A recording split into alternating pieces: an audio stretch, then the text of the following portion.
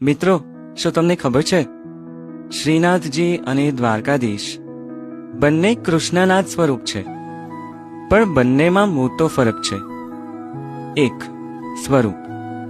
શ્રીનાથજી એ પ્રભુનું 7 વર્ષના બાળકનું રૂપ છે, જ્યારે દ્વારકાધીશ એ રાજાધિરાજ સ્વરૂપ છે. 2, પ્રાક્ત્ય.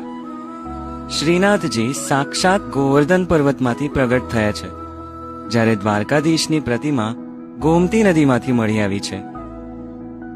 3, હાથ.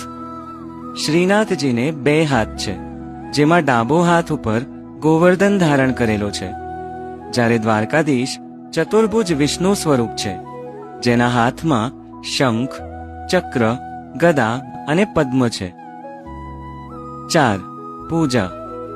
શ્રીનાથજીને પ્રેમ અને વાત્સલ્યથી લાડ લડાવાય છે, જ્યારે દ્વારકાધીશ પ્રેમના તો ભૂખ્યા છે જ, પણ સાથે કર્મ અને ધર્મનો પાઠ ભણાવે છે.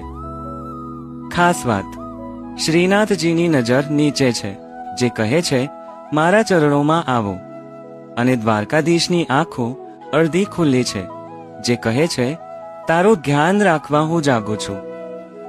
છે તો બંને મારો વાલો શામળિયો જ. જય શ્રીનાથજી, જય દ્વારકાધીશ.